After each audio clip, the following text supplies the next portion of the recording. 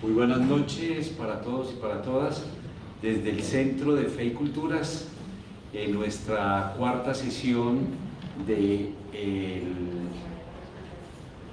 curso, diría yo, o desde las sesiones de formación con el tema que nos propusieron para esta semana, reconciliación y paz, política o fe, desde la mirada bíblica. Un saludo para todos y para todas los presentes y quienes están conectados en vivo a esta red y quienes en otro momento seguirán estas conferencias. En el día de hoy teníamos previsto hablar un poco más, una conversación a partir de todos los datos que recogimos esta semana y que yo diría nos fueron revelados, porque cada uno tiene revelaciones internas propias, personales, por sus propios intereses o porque la misma palabra bíblica toca a todos de manera distinta. Y yo quisiera escucharlos mucho más hoy a ustedes. Pero habíamos dejado pendiente el segundo caso del día de ayer, que es el caso del hijo pródigo. Los invito y las invito a que tomemos el texto en el capítulo 15 del Evangelio de San Lucas, de los versículos 11 a 32. Tenemos ese famoso texto que llamamos una parábola y que está en un contexto de parábolas. El capítulo 15 del Evangelio de Lucas comienza con una expresión que es muy interesante, porque uno se pregunta, bueno, ¿y cómo se sabe que es una parábola si ahí no dice, les dijo esta parábola? Uno lo reconoce porque empieza había una vez, y esa fórmula literaria existe en muchísimas lenguas. Yo me imagino que en una gran cantidad de lenguas, porque la forma lingüística para contar los relatos siempre ha sido había una vez. Il était une fois, on dit en français, se dice había una vez. Once upon a time, decimos en inglés. Y todas las lenguas tienen una fórmula para empezar un relato. Otras características están en la forma como designamos a los personajes. Cuando decimos había una vez un hombre, aún había una vez una mujer, había una vez un rey, había una vez una princesa, había una vez un reino, había una vez un pueblo, estamos narrando y no estamos haciendo propiamente una historia de algo real, sino que tiene contenido real. Pero también hay relatos que no tienen contenido real. Cuando pensamos en las fábulas de Esopo o de La Fontaine o de nuestro Rafael Pombo, que tienen ese mismo género literario, decimos había una vez una hormiguita, y entonces ya sabemos que no es una cosa histórica, sino que es un género literario que nos va a contar algo con hechos históricos y con personajes que pueden ser reales o pueden ser fantásticos, como en el caso de la fábula, cuando ponemos como protagonistas a los animales o a las cosas inclusive. Este texto dice que había una vez un hombre y que había una vez dos hijos, el mayor y el menor. No sabemos el nombre del hombre, no sabemos el nombre del hijo mayor ni del hijo menor. Y eso es muy interesante porque aquí que hemos tratado esta semana sobre el cambio de nombre, es muy interesante porque uno le tiene que ir poniendo nombre a eso. Y ahí es donde uno se involucra. Yo recuerdo haber comenzado el lunes y haberles narrado o contado un proverbio chino. Por ahí empezamos y se los voy a recordar. Si me lo dices, lo olvido. Si lo haces, quizás lo recuerde. Si me implicas, lo aprenderé. Y este género literario le pide al lector que se implique. Y por lo tanto, tiene que ponerle nombre a este hombre y tiene que ponerle nombre a esos dos hijos. Y eso es lo interesante del género literario. parabólico. Miren ustedes que el tema propiamente de este texto, que ustedes conocen muy bien, es el tema de la filiación, del cual también hemos hecho algunas menciones esta semana. Es la relación de un hijo con un padre, en este caso, pero es también la relación de un hijo o una hija con una madre, es decir, con su progenitor o su progenitora. Y ese tema se va a manifestar, por ejemplo, en el lenguaje que utiliza el texto. Si ustedes subrayan su propio texto, se van a dar cuenta cuántas veces utiliza el texto la palabra hijo y cuántas veces utiliza el texto la palabra padre.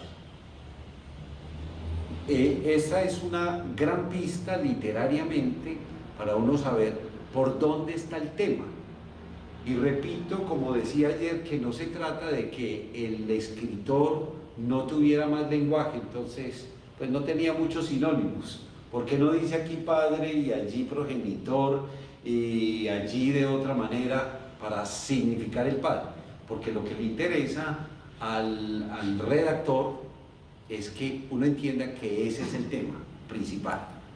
Ayer lo veíamos en el caso de Pablo con el texto que nos habla de reconciliación y veíamos el uso de la palabra reconciliación en muchas formas y en cada versículo, en cada línea tenía la palabra reconciliación. Por lo tanto uno concluye pues que ese es el tema. El tema aquí es el tema de la filiación. Hay otro detalle que me llama la atención y es que solemos decir que estas son las parábolas, estas tres que hay en el capítulo 15, que son las parábolas de la misericordia o la alegría. Y me llama la atención sobre todo porque a mí me parece personalmente que son más las parábolas de la alegría que de la misericordia. Porque en la primera y en la segunda, que ya les voy a contar un poquito, no hay propiamente un acto de misericordia, sino de alegría. Terminan en eso. Y las parábolas son de 1 a 7, capítulo 15, la que llamamos la oveja perdida. Miren, observen ustedes ese capítulo 15 y encuentran, no sé si en sus Biblias tienen algunos títulos. Recuerden que la Biblia propiamente no trae títulos y los títulos se le colocaron después como para ayudarnos a comprender todo el texto, pero los textos originales son de seguido, de corrido, sin ningún título. Ese sí tiene el título, la oveja perdida. La oveja perdida. Dice en algunos parábola de la oveja perdida y el texto está en 1 a 7, cortitica. Se le perdió una oveja y él les dice a los fariseos y a los doctores frente a un asunto de murmuración. Están hablando de Jesús, están murmurando cómo enseña, cómo hace, porque hace estos discursos, y él les contesta con la siguiente parábola: si uno de ustedes tiene 100 ovejas y se le pierde una, no deja las 99 en el campo y va a buscar la extraviada hasta encontrarla. Es una afirmación simple, sencilla, ¿no? Y después dice, y al encontrarla se la echa a los hombros contento. Esa palabrita hay que subrayarla. Se va a casa, llama amigos y vecinos y les dice, alégrense conmigo. Pónganle atención a eso. ¿No? Cuando estudia la Biblia tiene que rayar esa Biblia. ¿Qué tan rayada? Dime qué tan rayada tienes la Biblia y te diré cuánto la lees y cómo la lees. Al encontrarla, se va a casa, los llama, alégrense conmigo porque encontré la oveja perdida. Les digo que, ahí terminó la parábola, y agrega el hombre Jesús. Les digo que de la misma manera habrá más fiesta, lenguaje también de alegría, en el cielo por un pecador que se arrepienta, que por 99 justos que no necesitan arrepentirse. Y aquí empezamos a empatar esto con el tema que hemos tratado toda la semana. ¿Por qué nos deberíamos alegrar en este país? Y arrepentirse. Sí, Acá es convertirse. interesante también. Aquí dice arrepentirse. ¿Tienen otra traducción por ahí? Conversión. La conversión, la conversión, la transformación, la mutación. Entonces, ¿por qué hay que alegrarse? Hay que alegrarse no porque los que estén haciendo los acuerdos de paz, que se sienten buenos, entonces a esos hay que festejar. Es al que se convierte, al que hay que festejar. La fiesta se hace por el que se convierte, por el que se encuentra la oveja perdida. Primer dato. Segundo dato, viene de los versículos 8 a 11, la que llamamos la parábola de la moneda perdida. Y yo creo que hay que ponerle atención a ese título que se le coloca. Si una mujer tiene 10 monedas y pierde una, no enciende una lámpara, barre la casa y busca con mucho cuidado hasta encontrarla. Frasecita sencilla como la otra, como la de la oveja. Es como una frase que nos lanza una pregunta, como para uno responder, pues sí, claro, si se me pierde algo voy y lo busco. Y si se me pierde algo de valor, la oveja y la moneda. Si se me pierde un ser humano, ¿cuánto más valor puede tener un ser humano? Al encontrarla, llama a las amigas y vecinas y les dice, alégrense conmigo, igualitico a la fórmula anterior. Alégrense conmigo porque encontré la moneda perdida. Les digo, es lo que agrega Jesús, que lo mismo se alegrarán los ángeles de Dios por un pecador que se arrepienta o se convierta. Ven que las dos parábolas tienen la misma forma y tienen el mismo objetivo, y el objetivo es ser una parábola que conduzca a la alegría, a la fiesta. La parábola no se queda ni en el pecado ni en la perdición, y ahí cabe la palabra, en la perdición de la oveja o de la moneda, sino en lo que se va a hacer después cuando se encuentre, ¿sí? Con esto, este es mi argumento para decir que hay un mejor título para esta parábola. Yo lo llamo el hijo perdido. Yo digo, cuando me dicen el hijo pródigo, yo digo, no, la parábola del hijo perdido, y explico por qué. Y esta es la explicación. Alégrense conmigo, ha sido encontrado la oveja, la moneda y el hijo. Y eso es más interesante cuando nos metemos a los textos y miramos ya lingüísticamente qué es lo que está pasando ahí. Y quien redactó estos textos, cómo pensó el lenguaje que iba a utilizar. Encontramos tres verbos muy importantes: perder, buscar y hallar. Perder, buscar y encontrar, que es lo que se utiliza. Y la conclusión de todo eso es que hacemos fiesta. Si hallamos o encontramos, hacemos fiesta. Miren ustedes con detalle lo que está pasando en este texto o en estos textos. Perder, lo coloco ahí un poco para decirles que es verdad lo que les estoy diciendo. El verbo que se utiliza es apolumi, que es perder, y lo utilizan en varias formas. Está en el versículo 4, que es la primera parábola. Está en el 8, que es la segunda parábola. Y está en el 32, que es la tercera parábola. El mismo verbo, para perder. Para buscar, utiliza zetei, que está en el 4, en la primera parábola, que está en el 8, en la segunda parábola, y que tiene una expresión más o menos distinta, porque no es el mismo verbo, sino una expresión en el versículo 18, que es volver a casa.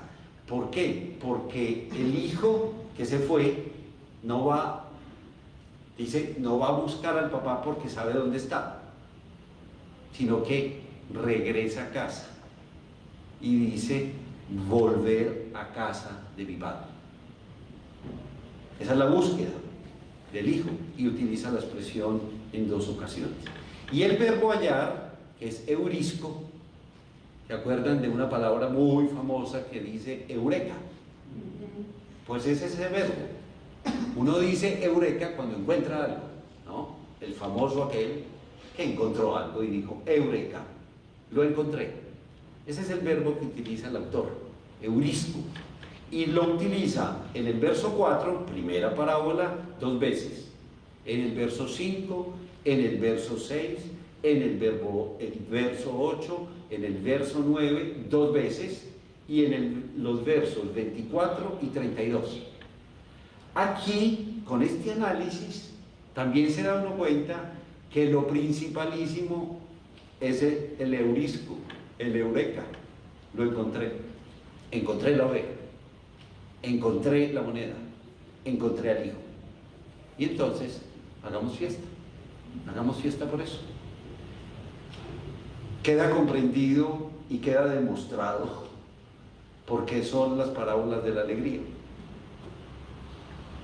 Eso me interesaba contarles y paso a lo de la alegría después de la pregunta. Pero no hay también una exigencia. Encontré el hijo, encontré mi hijo, porque él, dice la Biblia, cambió de vida, cambió de corazón. Sí, claro, no, tienes toda la razón. Y eso lo vamos a ver un poquito más adelante. Miren ustedes que todo concluye entonces con la expresión alégrense conmigo. El que perdió la oveja llama a los vecinos y arma una fiesta. Vamos a celebrar porque encontré la oveja. Las otras 99 están ahí. Y eso le pasa a la tercera parábola. El hermanito, el otro hijo, estaba ahí.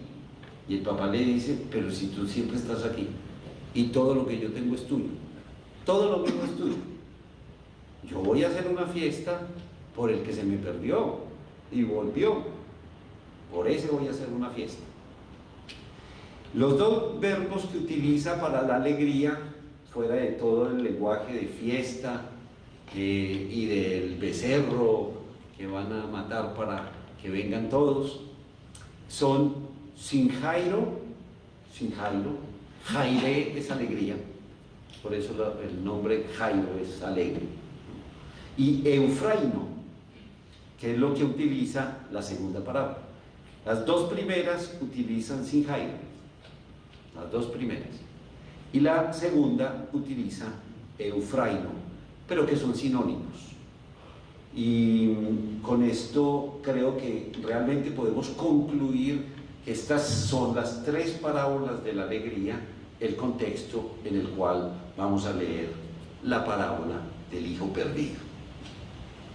A mí me gusta mucho cambiarle nombres a muchas cosas. Cuando después de estudiarlos, de orarlos, de comentarlos, veo que ahí hay otra cosa. Y entonces, por ejemplo, yo no digo la resurrección de Lázaro, sino la resucitación, porque Lázaro se vuelve a morir. Y uno dice, pobrecito, se volvió a morir. Entonces, y para no confundirla con la otra resurrección, por ejemplo. Eso es importante, que uno sea capaz de volver a nominar, de llamar de otra manera, alias tal. Lázaro, alias el resucitado, o alias la resucitación, el que volvió a nacer.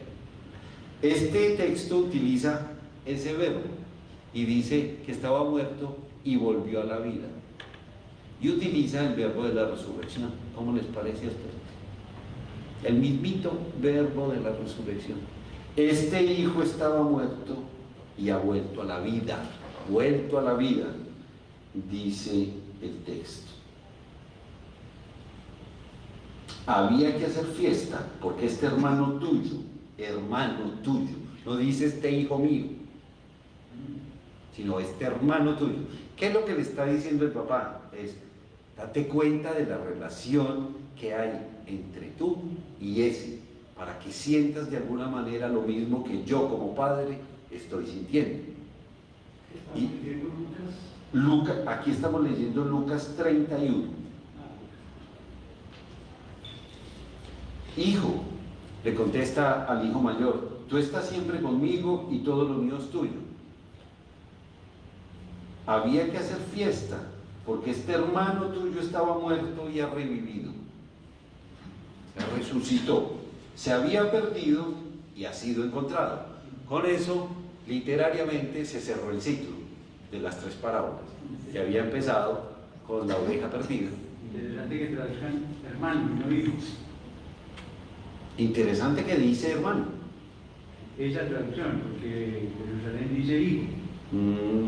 Y Pedro Ortiz dice hijo. Ya. Bueno, pero Interesantísima esta traducción. Interesantísima la traducción. Ahí tendríamos que mirar el texto con detalle y entonces decir, ¿será que en algunas copias dice hermano y en otras copias dice hijo? Manuscrito, sí. Que esa es la respuesta. Porque esta está acentuando la función, el rol. Porque si dice este hijo mío, lo separa un poquito de él.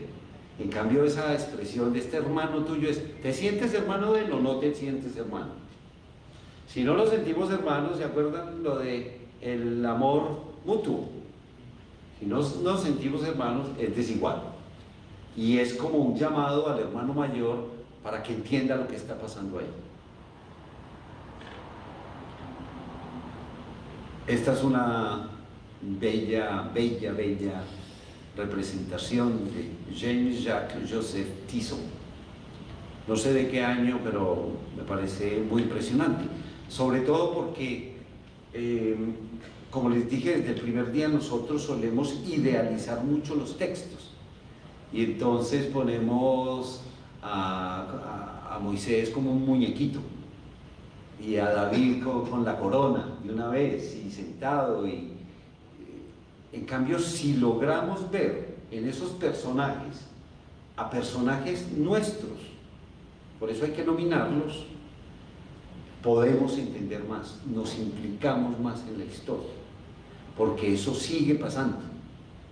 Hay hijos que se van y hay padres que son tan buenos que los dejan ir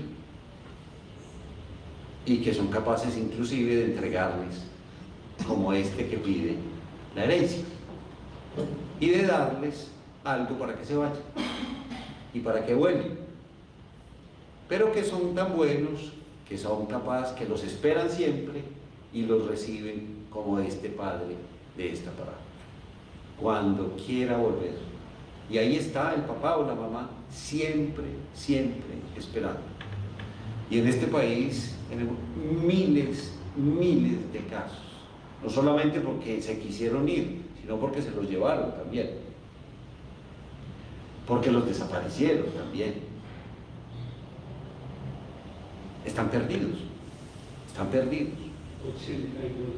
Yo creo que lo más horrible es un secuestro de un hijo, una pérdida de un hijo, uno no sabe dónde está, qué pasó con esa persona. Digo yo más. Le voy a contar una historia. Sí. A un primo mío alguna vez lo secuestraron y su mamá pues siempre lo esperó, pagaron 2 veces la recompensa, nunca se los devolvieron. Pasaron los años, pasaron 5, 10, 15 años y el hijo nunca volvió, el hijo nunca apareció. Y ella, cuando caminaba por la calle y veía a alguien en el suelo o una persona miserable, decía, ¿no será que es mi hijo? Y eso es muy impresionante, pero a la vez produjo una transformación en la misma madre, y fue ver a su hijo continuamente, verlo, y se volvió además una persona de un corazón, pero tan grande como de aquí al Polo Norte, porque en todas esas personas veía la posibilidad de encontrar a su hijo, como hacemos también cuando comprendemos la resurrección. ¿Y no será que está por ahí? ¿No será que nos lo estamos encontrando continuamente?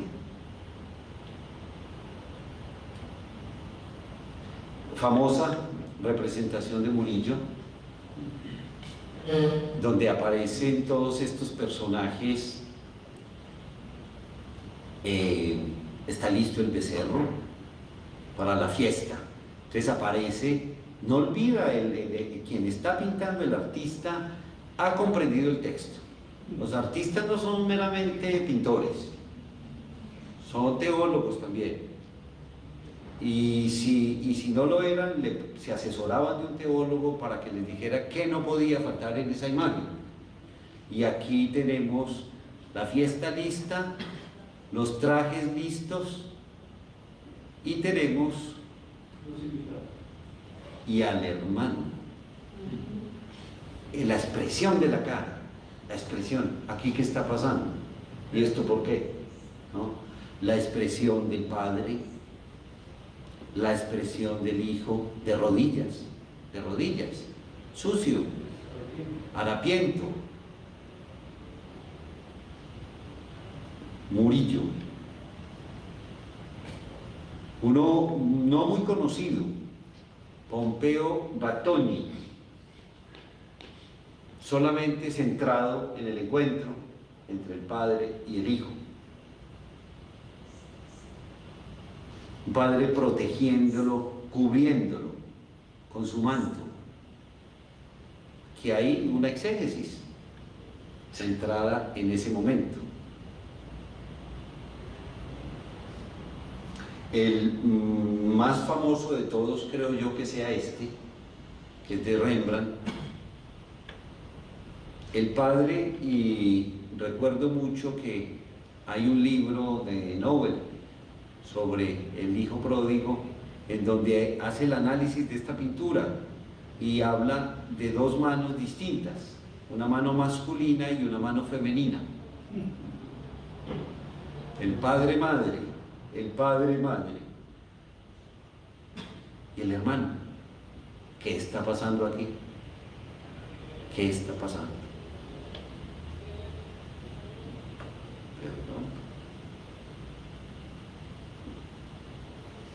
El Guercino, que copia mucho del Caravaggio, ¿no?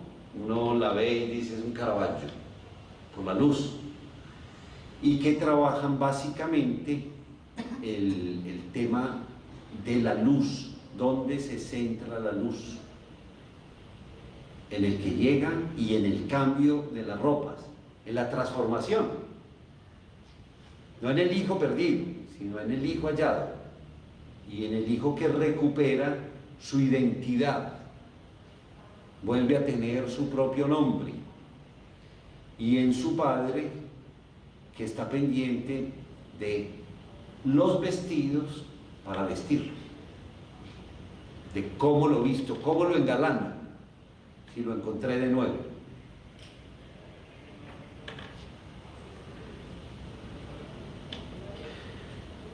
Y estas historias siguen sucediendo, siguen pasando. Por eso hay que aterrizar los textos, y los textos no se quedan en el pasado. Los textos nos hablan hoy, y es por eso que uno no se cansa de leer los textos, porque siempre nos dicen más cosas, cosas distintas, porque siempre además estamos en situaciones y estados distintos nosotros. Yo quisiera invitarlos e invitarlas también a las personas que están conectadas, si quieren enviarnos sus preguntas, sus reflexiones, y que empecemos una conversación sobre todo el tema de la reconciliación.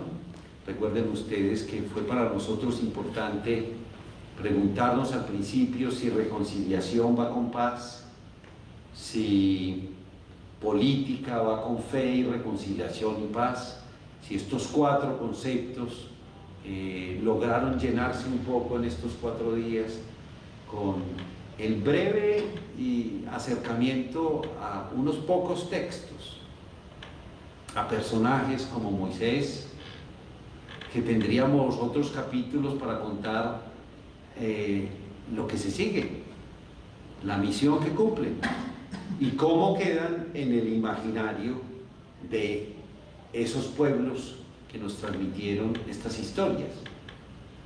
Porque yo recuerdo que tal vez el primer día hubo una sorpresa grande cuando algunos supieron que Moisés había cometido un asesinato. Y es que resulta que nosotros la imagen que tenemos de Moisés es del último Moisés, el que fue capaz de llegar con todo su pueblo después de tantas vicisitudes por el desierto hasta mostrarles la tierra prometida. Y hay un hecho bellísimo de Moisés que también hay que subrayar. Moisés no habita la tierra prometida y se muere en el monte Nebo, viendo la tierra prometida. Y cuando uno va y visita esa tierra y va al monte Nebo, pues la ve. Es verdad que la ve. Él se muere allá. Él se muere allá y no pasa el Jordán. Es el que sigue, el que continúa, otro líder que ha estado al lado de Moisés. Y así se repite la historia de maestro en discípulo, que se convierte en maestro y discípulos, que se convierten en maestros y discípulos, y es la historia de la humanidad. El niño se convierte en adolescente y en adulto y se vuelve padre o madre. Y ese es el que queda. Ese es el que queda. ¿Y Montenegro queda entonces en Siria? No, quedaría en Jordania. Jordania, exactamente. Al otro lado del Jordán. Y después Cisjordania, más allá del Jordán. Y ya después sigue la historia con el pueblo hasta que el pueblo se estabiliza y vimos a un hombre, David, también con un gran pecado, con un quiebre bastante fuerte en su vida, pero con una conversión que lo lleva a ser un buen rey, modelo mesiánico, que engendra un hijo que será un sabio en Israel, Salomón, y así sucesivamente, hasta llegar a hoy. No solamente hasta llegar a Jesús, sino hasta llegar a hoy, porque la historia continúa, la historia no se ha acabado, y Dios sigue trabajando en nosotros, en esta humanidad, a pesar de todo lo que hacemos, con el planeta, en las sociedades, a pesar de todos los procesos que tenemos que hacer. Voy a hacer un momento de silencio y los invito a un momento de silencio. Voy a pasar unas imágenes y por medio de esas imágenes quisiera que ustedes elaboraran un poco lo que quieren plantear en este momento.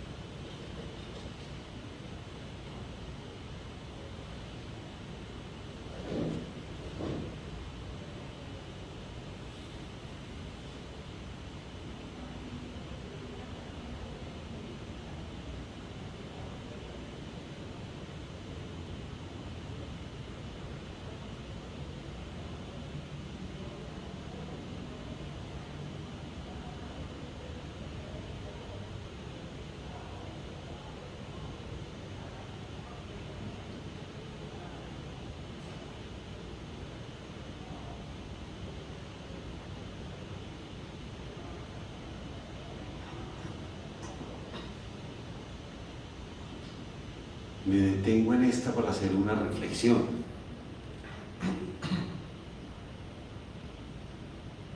¿Cuántos hermanos mayores de esta parábola pueden estar detrás de esto?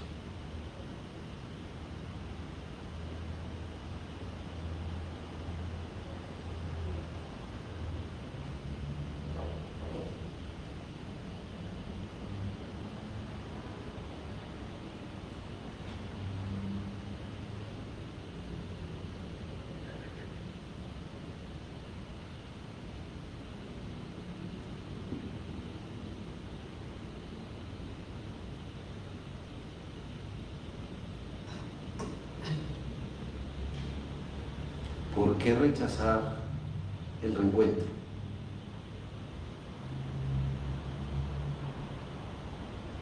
¿Por qué odiar la decisión de hacer fiesta por el que se convierte?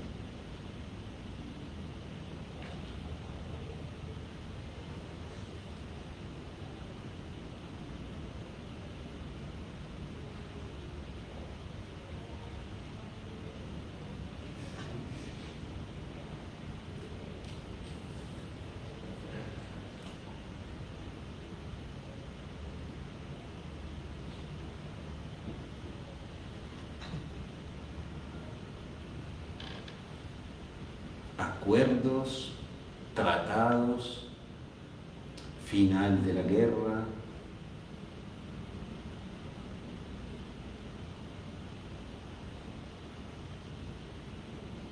procesos larguísimos, difíciles,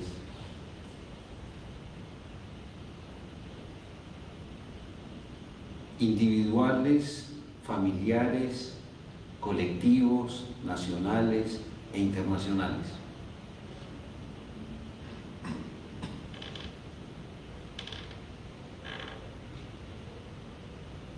Acuerdos que se deshacen, acuerdos que no llevan a la fiesta,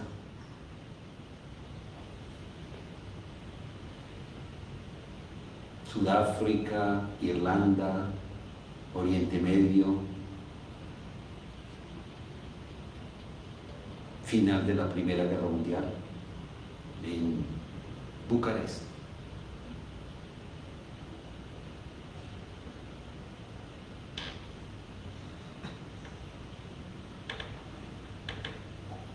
Tienen la palabra y conversemos, profundicemos, auscultemos un poco lo que les queda a ustedes también.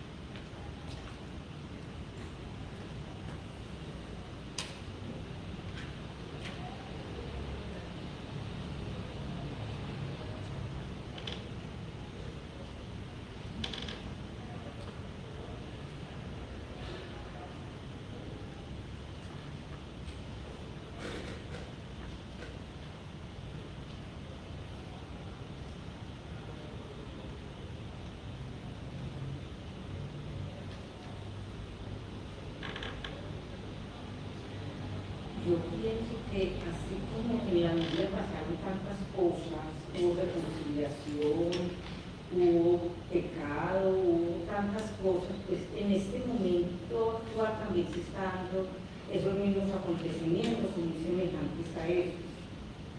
Pues eso es lo que yo pienso. Y en las mismas familias de uno se va presentando todo eso, de reconciliación, de perdón, si uno quiere, si las dos personas quieren, porque no hay reconciliación si solamente hay una persona que quiere esa reconciliación. Tiene que haber de parte y parte para que esa reconciliación se dé. No es una, tiene que haber esa empatía, esa sinceridad, esa apertura de corazón para que la reconciliación se dé. Puede ser en la familia, puede ser afuera, puede ser en el sitio que sea, tiene que haber dos corazones que digan si hay reconciliación. Y si no, con una sola persona no hay. Creo yo, pues, no sé si estoy equivocada. Recuérdeme su nombre. Rosángela. Rosángela. Muy interesante, muy interesante. Pero yo hago una pregunta. Si yo creo que es absolutamente cierto lo que estás diciendo acerca de que la historia sigue y la historia se repite. Y es muy importante decir que Dios sigue actuando y Dios sigue presente en personas con otros nombres. Hoy en día también había una vez un hombre. En el siglo XXI había una vez un hombre, había una vez una nación, había una vez un pueblo. Y le ponemos nombre, ¿no? Que tenía 2 hijos y le ponemos nombre también. Si Dios está trabajando y sigue trabajando en nosotros, desde el punto de vista cristiano, que es nuestra mirada, entenderíamos que Dios es el primer agente de la reconciliación, como lo dice Pablo. Dios en Cristo reconciliando.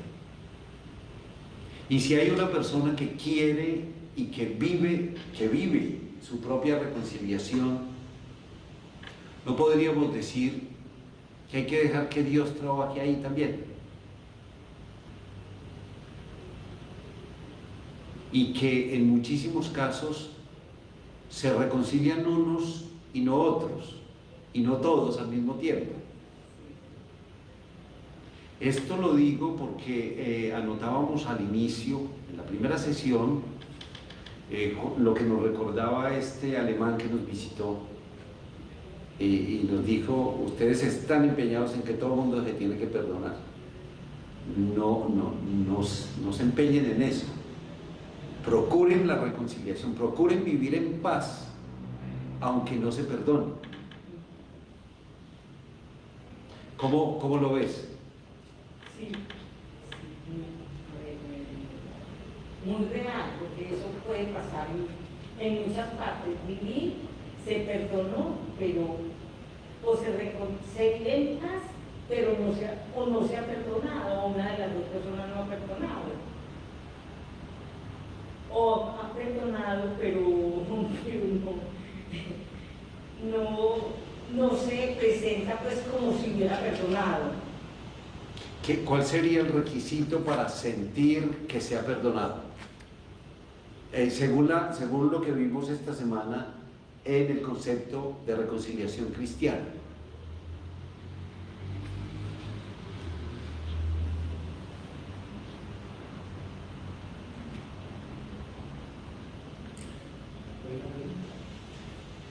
¿Cuál sería el criterio para que nosotros podamos reconocer que hay un perdón que se manifiesta? ¿Cuál sería el criterio cristiano?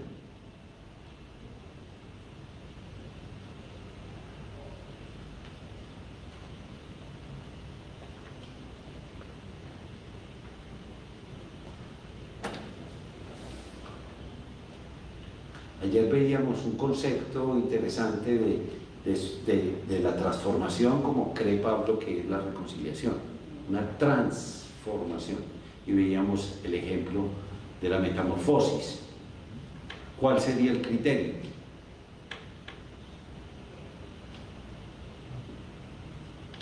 Por favor, Esteban. Francisco Piedradita dice este comentario: reconciliarse es conciliarse de nuevo. ¿Por qué se utiliza esta expresión? Nos da la pista Francisco, se llama. Francisco Piedradita. Gracias, Francisco, por una pregunta que es respuesta, además, porque es la novedad, el criterio. Esa relación es nueva, esa relación tiene un plan B, esa relación se renovó y se transformó y se quiere algo nuevo. Es decir, Colombia va a tener un nuevo plan para que todos y todas quepamos. Gracias, Francisco, porque yo creo que ahí está el criterio. Si esa relación es nueva, distinta, ese es el criterio de que ahí hay perdón. Y uno no lo tiene que expresar siempre con palabras. Y estoy pensando específicamente en las relaciones en las relaciones de pareja, que es donde es tan importante siempre actuar para que haya reconciliaciones, porque es que uno pelea con el vecino, entonces por eso las parejas pelean más fácil, pues si viven juntos. Y en estos 2 años de pandemia sí que ha habido peleas. Pues ¿por qué? Pues porque estamos juntos todo el día. Uno no pelea con los que están lejos. Yo no peleo con mis sobrinos que están en Francia. No tengo tiempo de pelear con ellos. Yo peleo con mis hermanitos de comunidad. ¿Por qué dejo eso ahí? ¿Por qué no es capaz de lavarlo? ¿No ve que no hay quien nos lave? Estamos en pandemia.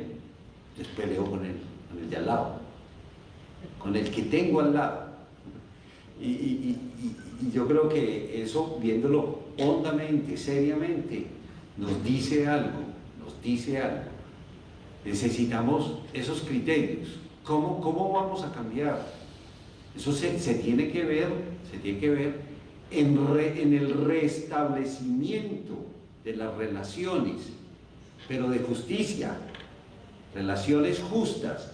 Y decía la Congregación 35, reconciliación con Dios, reconciliación con los otros y reconciliación con la creación. Eso es el criterio que utiliza no solo la compañía, el Papa Francisco en Laudato Si. Se trata de que nos reconciliemos con todo, por eso en grados: reconciliación personal, colectiva, institucional, con Dios, con los otros y con la creación. Y esa es una insistencia enorme de nuestra misión como Compañía de Jesús, que se ve reflejada desde la Congregación 35 y la 36 y todos los últimos documentos que hemos tenido y que ahora se van volviendo concretos.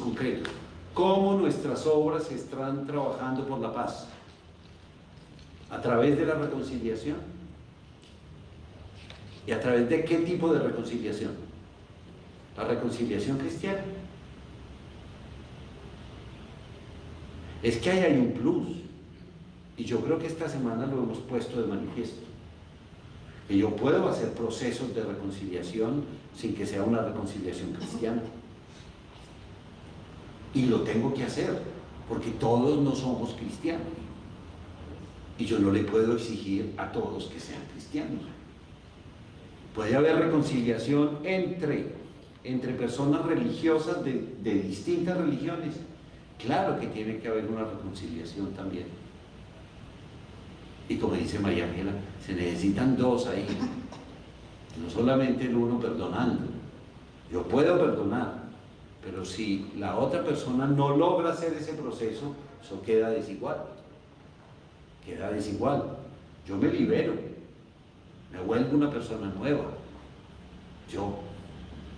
Y si logro el real perdón, como nos decía Pastora, real perdón, hago cosas nuevas, todo lo hago nuevo. Hacer todo nuevo en Cristo, diríamos nosotros. Tenemos otra pregunta de las personas que están conectadas, por favor, Esteban. Padre, este es un comentario, lo dice Rubén Fernández Andrade. Hay una reconciliación mínima que consiste en el respeto mutuo y en el compromiso de no tomar justicia por mano propia. ¿Podríamos decir que hay una reconciliación máxima que es la reconciliación cristiana? Esa es una pregunta ya que hace... reflexión y pregunta, claro. Muchas gracias, Rubén. Pues nosotros hemos visto esta semana que la máxima reconciliación es la que se acerca más a Dios. Porque si Dios es el agente de la reconciliación primero, la reconciliación más divina tiene que ser divina. La mejor reconciliación tiene que ser como la de Dios. La más alta, el más alto grado de la reconciliación es el perdón real. Ese es el más alto grado. Por eso aquí mencionamos pactos, acuerdos, negociaciones, pero que se pueden romper, que se pueden acabar, que no tienen perdón, que solamente se limitan al vivir A veces decimos soportándonos, o también utilizamos la palabra aceptándonos en la diferencia, tolerándonos, aguantándonos para que no haya violencia en esas relaciones. Yo aguanto a mi vecino, yo sé que va a estar ahí 20 años, ya esa tierra es muy grande, no va a vender esa tierra. Pero entonces le pongo un muro mejor. Muchas gracias, Rubén, por la pregunta. Yo tengo una cosita que me llegó esta semana y le he dado muchas vueltas. Yo la compartí en un grupo. La leo. Algunos dicen que la paz es el único camino. Yo no estoy de acuerdo. La estoy leyendo textualmente. La justicia es el camino y la paz es el resultado. Y yo creo que sí.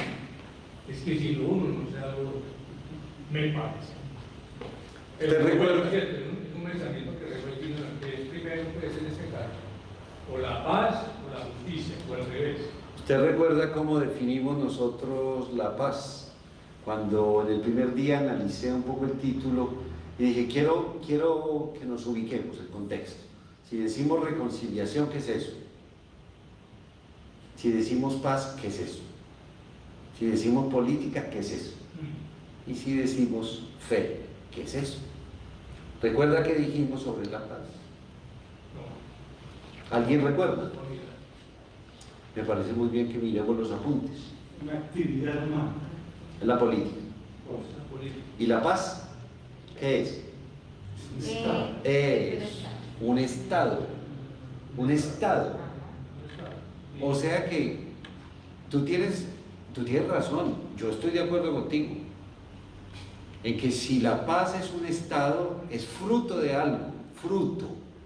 Y miren que la palabra profética es muy insistente en eso, los profetas son súper insistentes. Dicen, la paz es fruto de la justicia.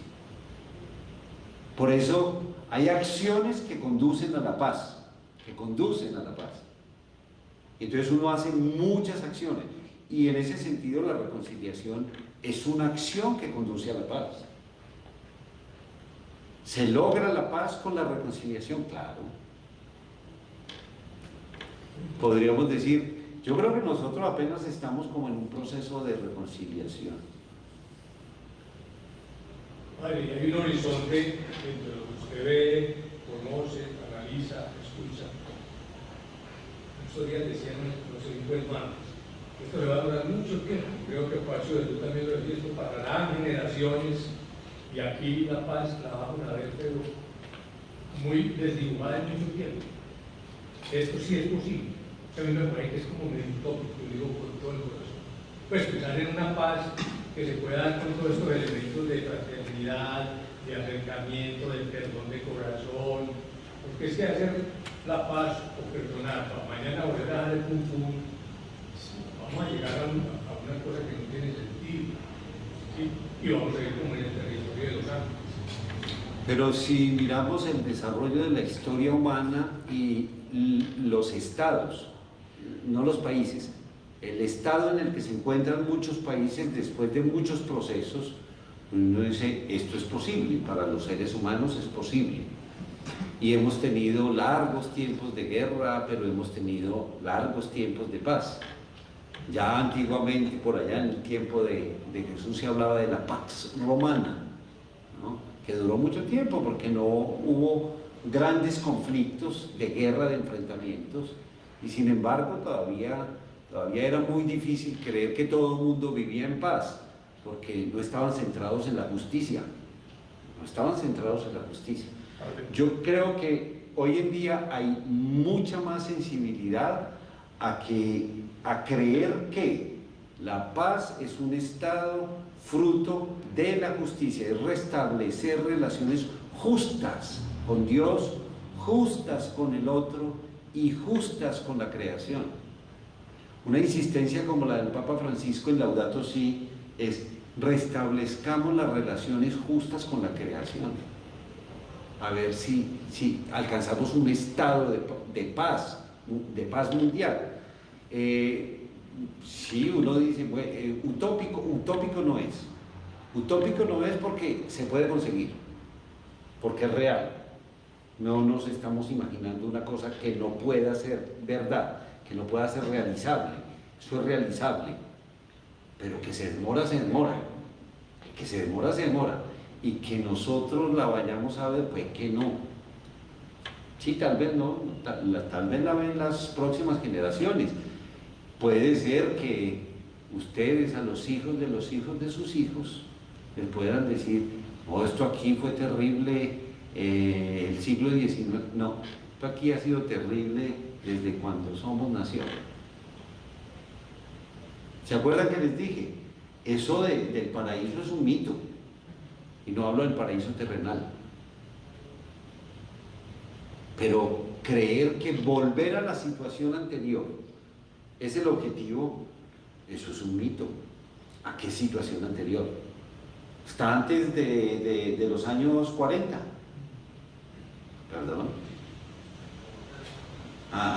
Imagínense. Al siglo XIX tampoco, al XVIII tampoco, al XVII. No, tiene que ser nueva la situación. Tiene que ser nueva. Y esa es la insistencia. Y esa es la insistencia de Pablo. Si somos verdaderamente cristianos y queremos una reconciliación, logramos la paz cristiana. Y la paz cristiana está anclada en Cristo. En Cristo. Porque Dios lo habita. Esa es la que nosotros podemos ofrecer como cristianos. La nuestra. Si el otro que no es cristiano la acepta y la comprende, no tiene que ser cristiano, pero en el fondo estaría viviendo la paz cristiana, como la entendemos nosotros. Sí, está difícil, y miren que se nos puso mucho más difícil la situación. Creímos que cuando se firmó ese acuerdo, con todos los problemas que haya, estén de acuerdo o no estén de acuerdo, que íbamos a lograr algo, y vemos un panorama muy difícil. ¿Y qué va a pasar el año entrante? Nosotros, como cristianos, ¿cómo vamos a ir a las urnas, por ejemplo?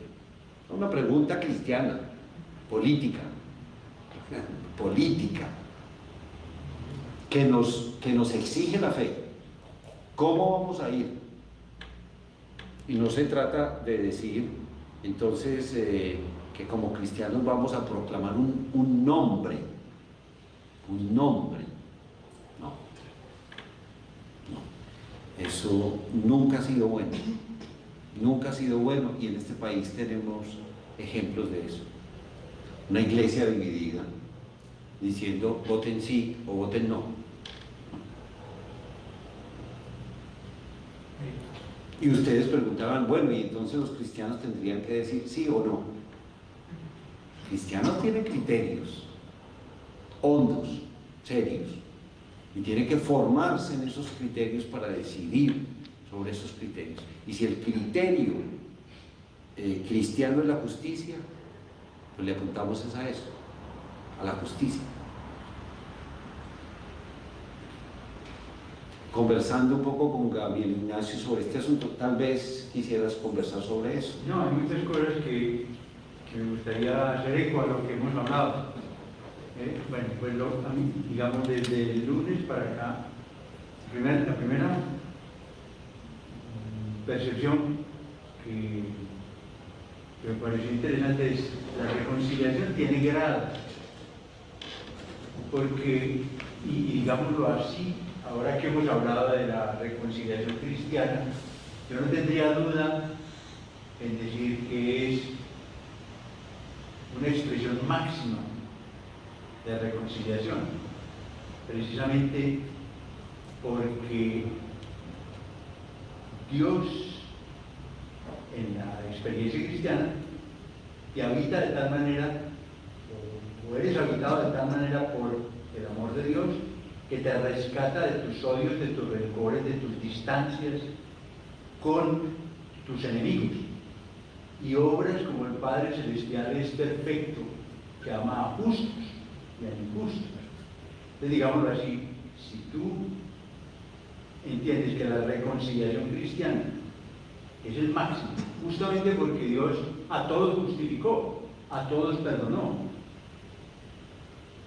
Claro, ofreciendo la posibilidad de ser hombres nuevos. Bien, usted en este camino es un hombre nuevo, una mujer nueva. Y efectivamente, en ese camino nuevo, usted no tiene que pensar en el pasado. Usted empieza a actuar de manera distinta.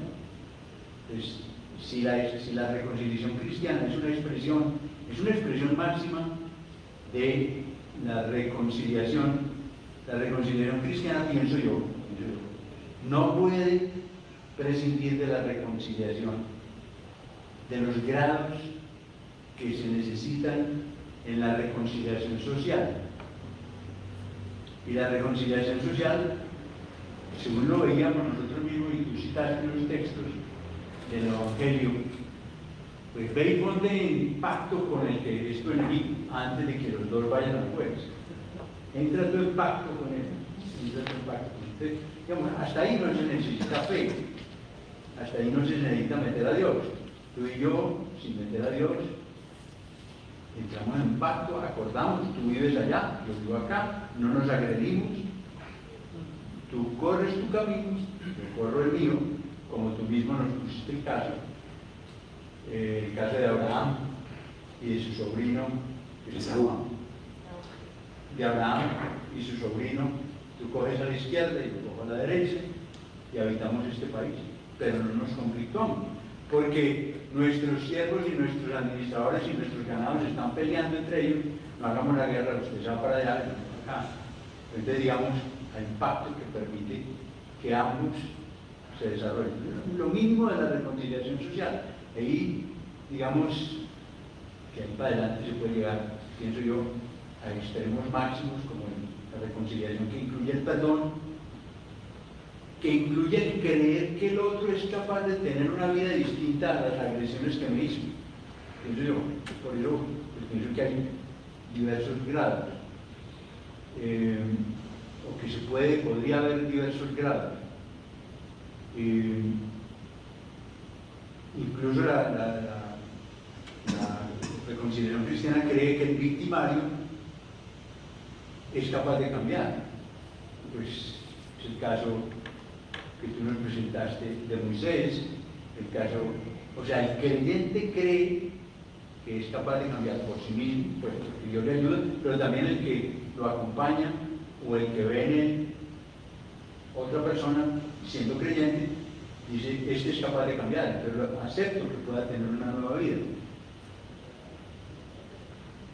Ahora, el tema de la justicia, y yo creo que es el escollo más grande para Colombia, es que tenemos concepciones distintas de justicia.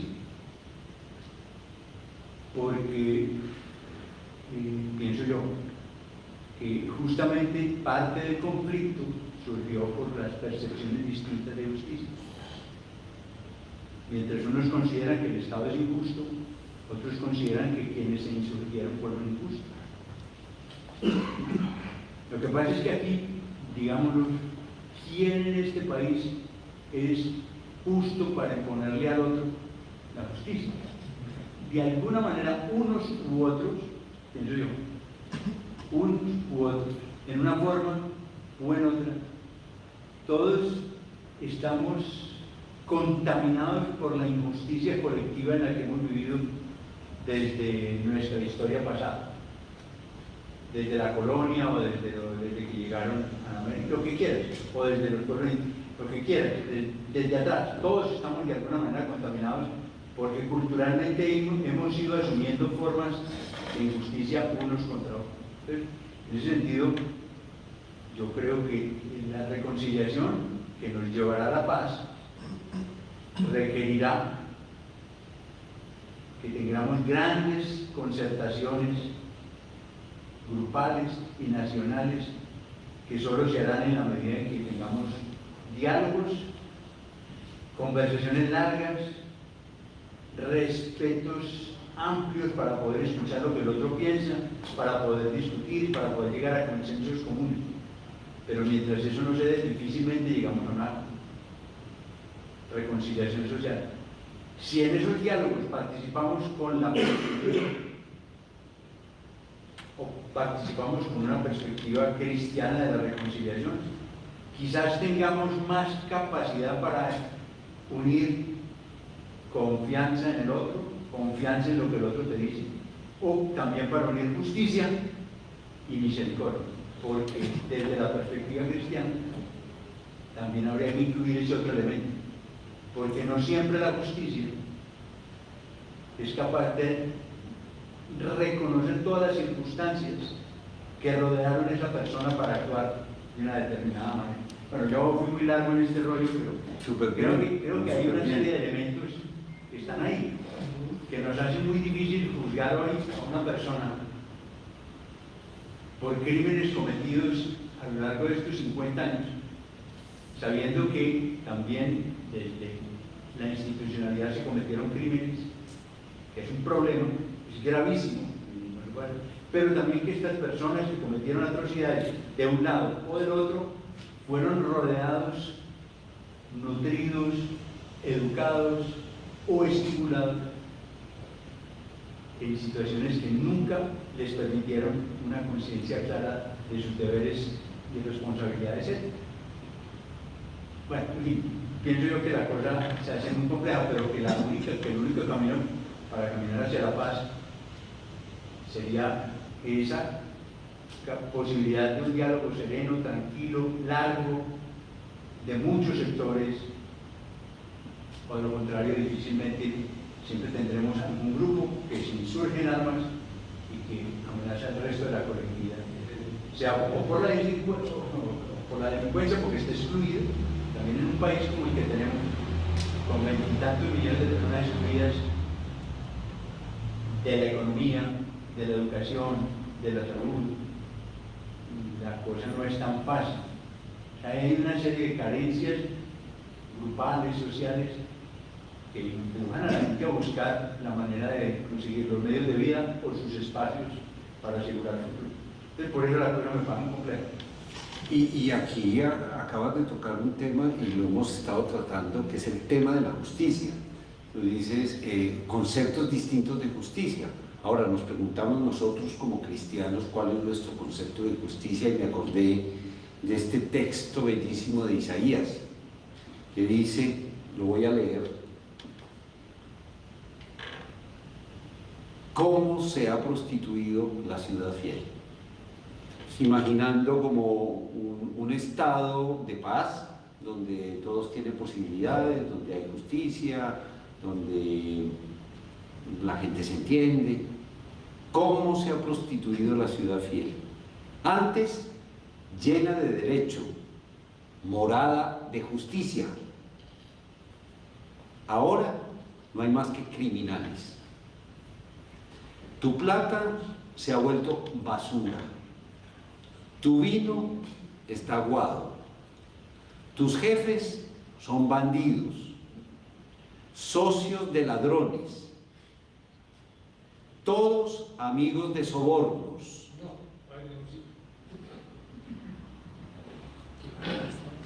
En busca de regalos, no defienden al huérfano, no se encargan de la causa de la viuda. Por eso, oráculo del Señor, el fuerte de Israel, me vengaré de mis enemigos, me desquitaré de mis adversarios. Volveré mi mano contra ti para limpiarte de tus impurezas en el crisol y eliminar todos tus desechos.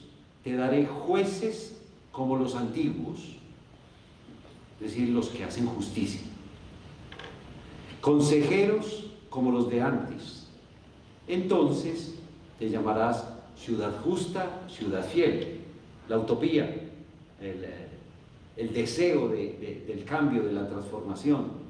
Sión será redimida con el derecho, los repatriados con la justicia.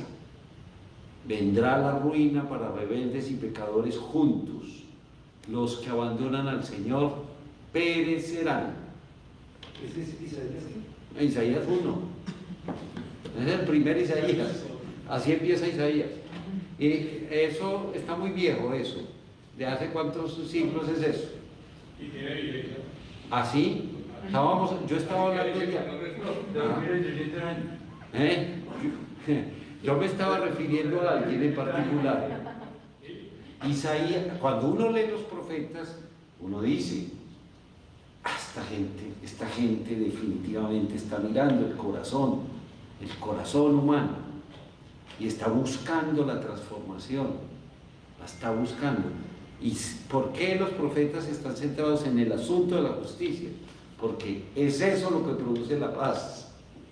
Es eso lo que produce la paz. No los sacrificios y holocaustos,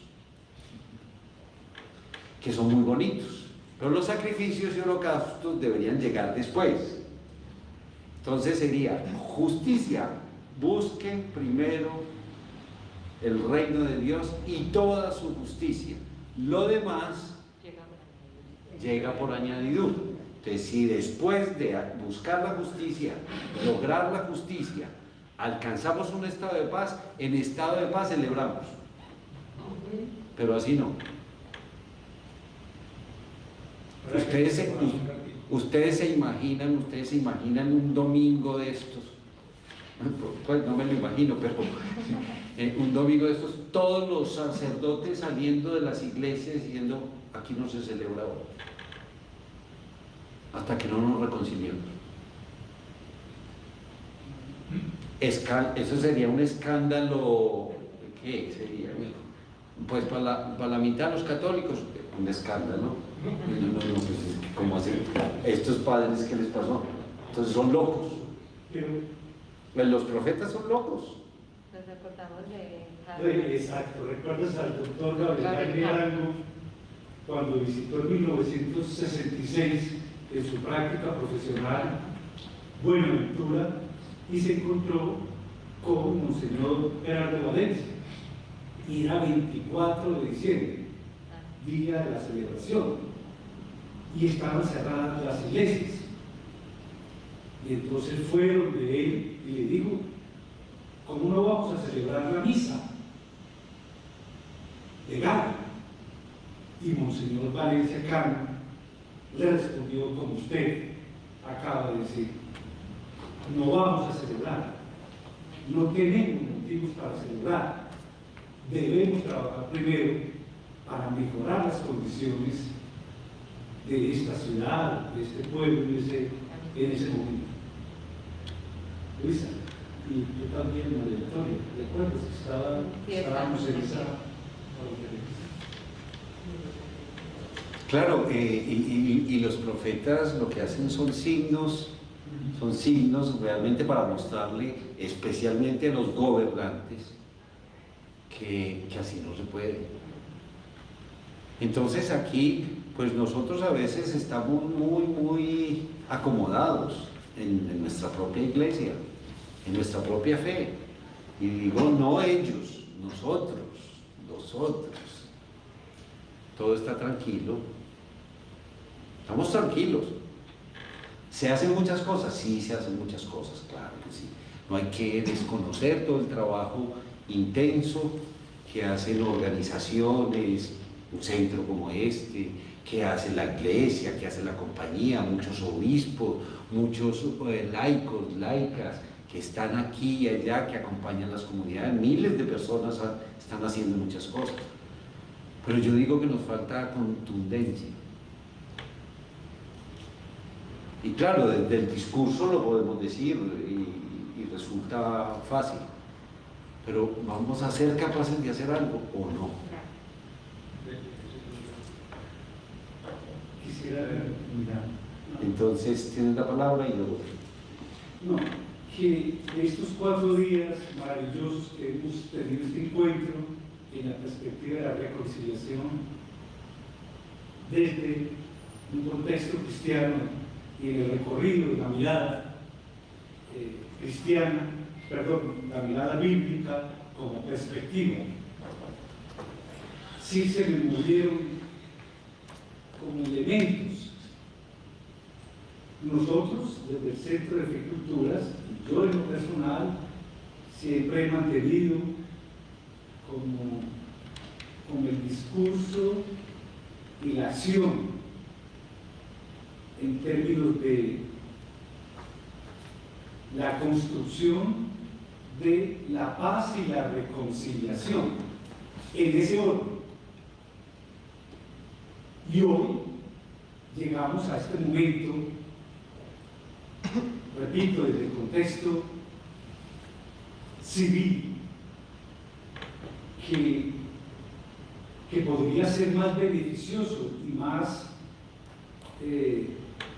eficaz hablar de reconciliación y paz. El orden sí Se altera el producto. se altera. Claro, eso no es ley conmutativa. Perfecto. Entonces, reconciliación y paz. ¿Y qué tal si le pones antes de reconciliación la otra? ¿Cuál sería? Justicia. Justicia, reconciliación para la paz. Yo ahí le cambiaría la preposición. Bueno, me acabaste de completar y tomamos lo de José Diego. Entonces, justicia, reconciliación, Para la paz. paz. Pero nuestro seminario en estos cuartos días nos lanzó una pregunta contundente. Gabriel Ignacio Rodríguez. Pues sí te digo bien, ¿no? Gabriel Ignacio. Hoy sí, ya le cambié el nombre. Política o fe.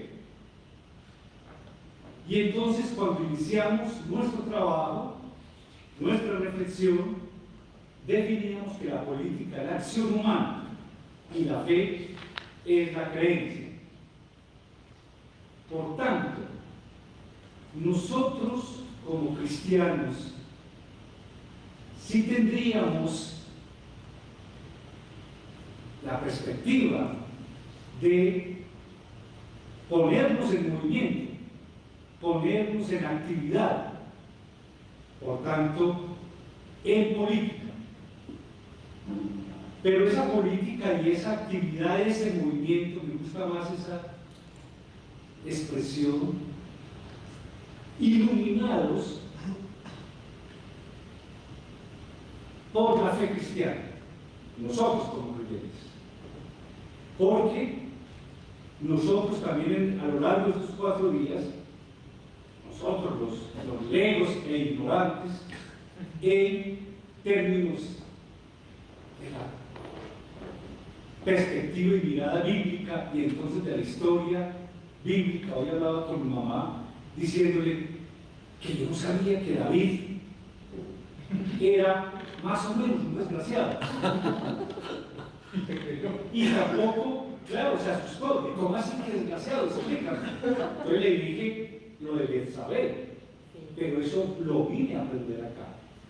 Pero entonces quiero mantener entonces en esta perspectiva de la política como actividad humana, y ahí sí, y fe, o sea, iluminada esa actividad humana por la fe, que nos agrega la invitación al perdón.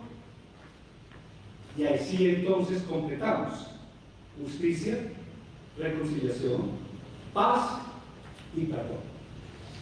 Maravilloso. Yo propongo este nuevo título.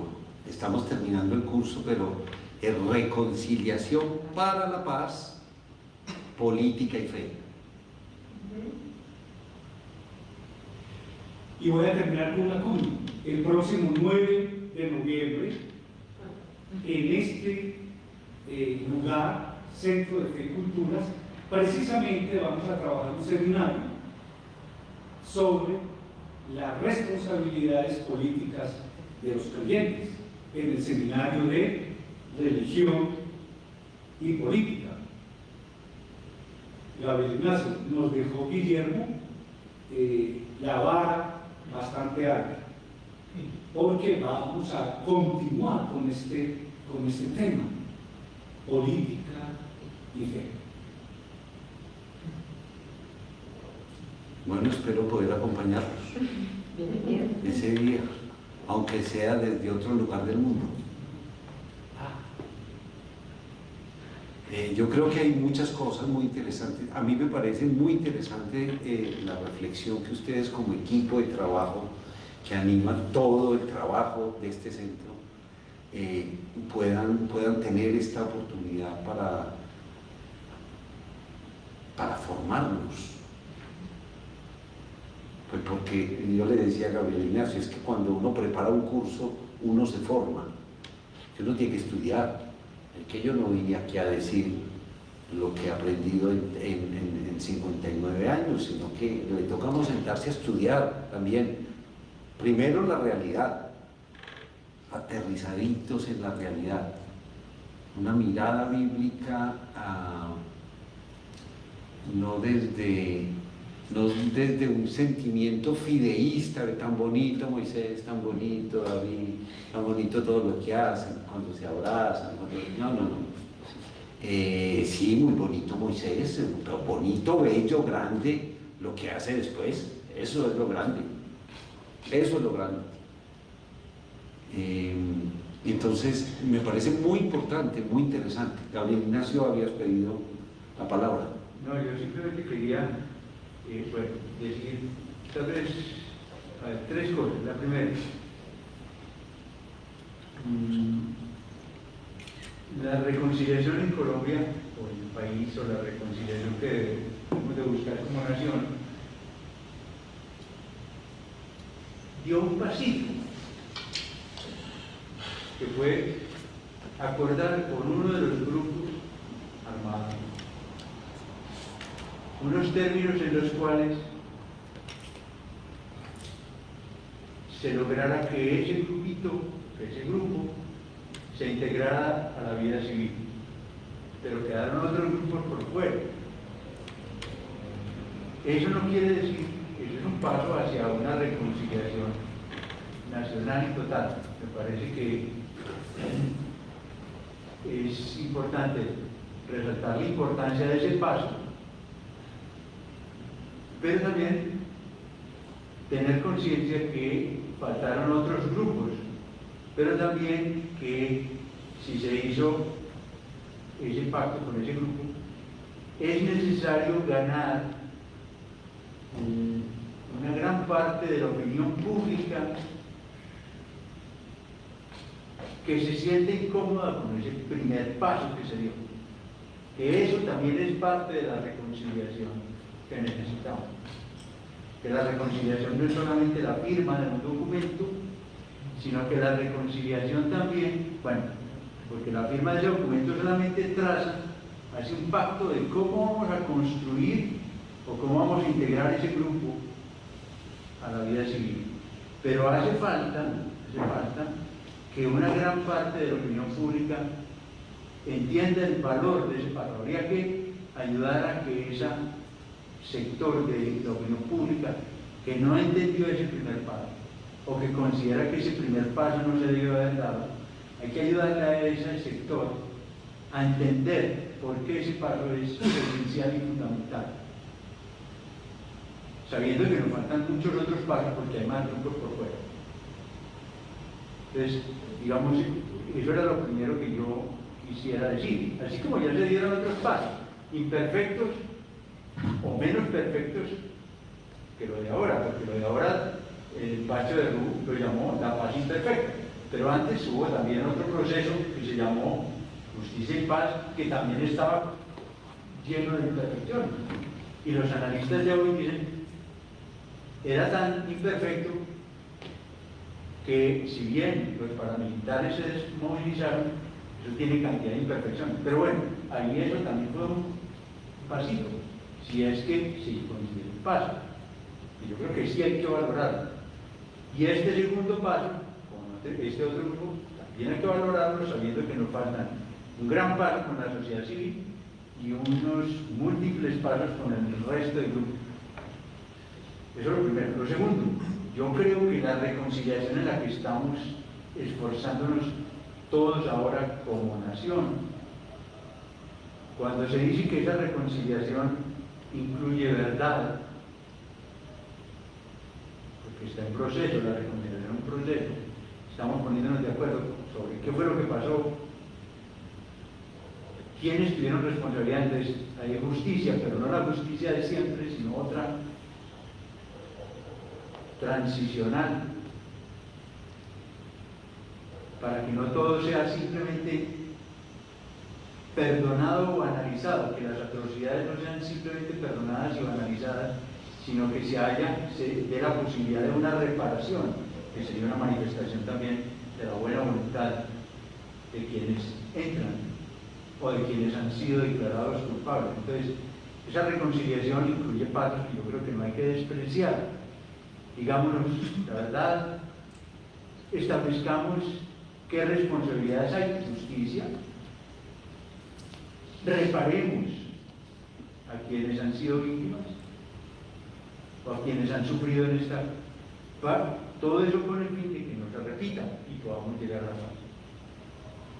Porque si esto se sigue repitiendo, pues nunca llegaremos a la paz. Ahora también, y con esto termino, lo tercero que iba a decir, la paz siempre será, pienso yo, inestable. Yo no creo que lleguemos a una paz absoluta sin ninguna amenaza. Lo que tenemos que llegar es a una paz en la que habrá tensiones y conflictos sin que entremos a la violencia o a la guerra o a la destrucción de quien no piensa como yo. Pero que podamos vivir en esa que llamaba pax romana, que tampoco era el ideal, No. porque había ocupación Pero por militar de supuesto, muchos territorios. cometían Entonces, la paz barbaridades, romana, cometían barbaridades. cometían barbaridades normales. Entonces, esa paz armada tampoco es la posible, tampoco es la ideal. Una paz con fuerzas militares por todas partes y nadie se mueve, tampoco es la ideal. ¿No es cierto? Pero sí la paz en la que los seres humanos, y yo pienso que ahí juega un papel muy importante,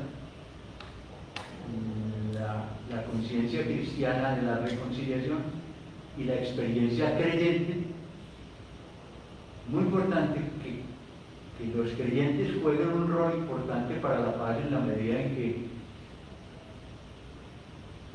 estimulen la capacidad de comprender al otro en su diferencia. ¿Por qué? ¿Por qué estimulan eso? Pues no simplemente por la razón o por la ética o por digamos, el principio fundamental y lógico y un cálculo racional de que es mejor que no nos matemos, que sería otra, sino porque el creyente está creyendo que todos los que están en juego son hijos de Dios, que todos tienen dignidad humana y que todos tienen un espacio en la vida.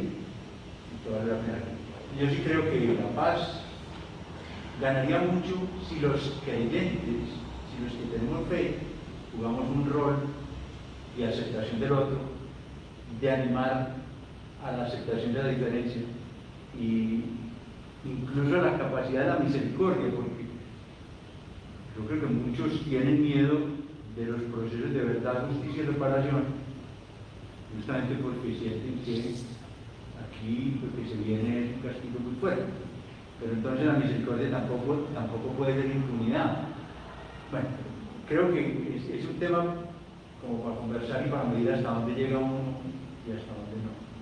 Hasta dónde llega la justicia y la necesidad de reparar y hasta dónde llega la capacidad de ser misericordioso y perdonar. Esto se perdona, esto no. Esto es, al no perdonarlo, ¿cómo se repara? Pienso.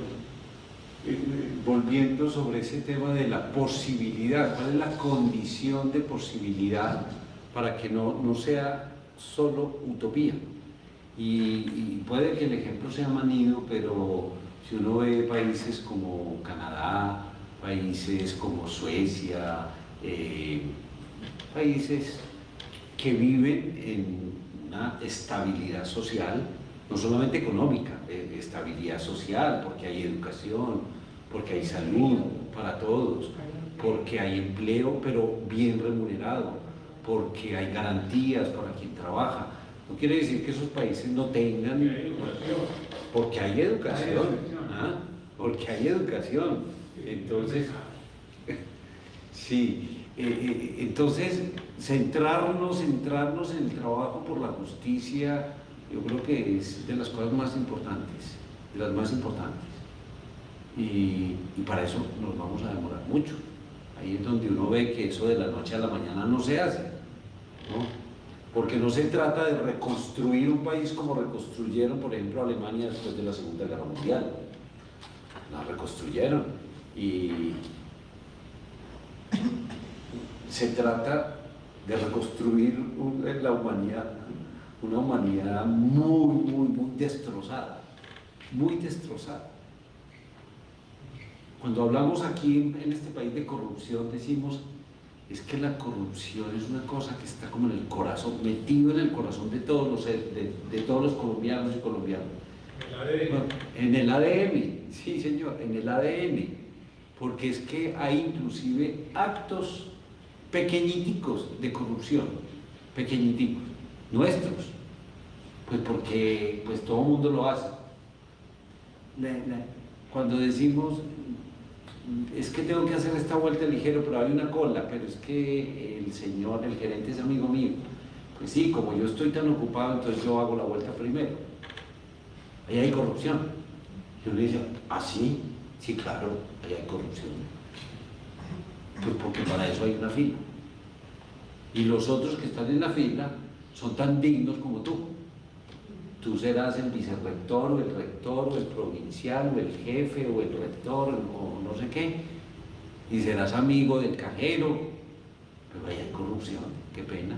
Pero lo hacemos. Y nos dicen, bueno, pero es que ahí llegamos a la teoría de Turbay, la corrupción en sus justas proporciones. Y entonces, lo que tiene que reconstruir este país es el tejido humano. Esa es la gran reconstrucción de este país, el tejido humano. Que nazcan nuevas generaciones no corruptas. Nuevas generaciones. Pero vuelvo al caso de Moisés porque me parece muy interesante. Y es que Moisés, que sabe que no va a llegar a la tierra prometida, acompaña hasta donde puede. Y no dice, ah, no, yo aquí ya no alcanzo a llegar a la tierra prometida, eso ya no me tocó a mí, yo ya paro aquí. Sigan ustedes. No. Me voy hasta donde sea capaz y hasta donde muera. Porque quiere que la siguiente generación llegue a la tierra prometida. Y así nosotros. Que la próxima generación llegue un poquito más, se acerque más. Y que la siguiente un poquito más. Tú decías, ¿hemos dado un pasito? Sí, hemos dado unos pasos. Yo sí creo. Pero pues el panorama es... Ojalá lleguemos a esa tierra prometida. Ojalá, claro, pero tenemos que trabajar para eso. Y no creer como pasa en la ecología. A mí me gustan mucho los proverbios chinos.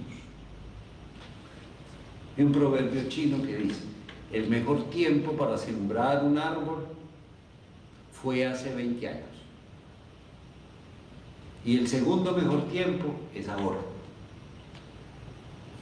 ¿Por qué no sembramos? Porque creemos que no vamos a ver los frutos. Es por egoísmo, por puro egoísmo. ¿Y por qué no lo siembra para sus nietos?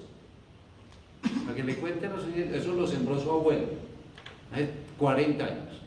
Por eso está tan bello ese árbol. Y lo sembró pensando en los nietos a los que no conocía. Entonces es el cambio de una conciencia, que no es tan fácil, porque uno lo dice aquí y la frase es bonita y es muy bella y el proverbio es sabio. Vámonos a sembrar.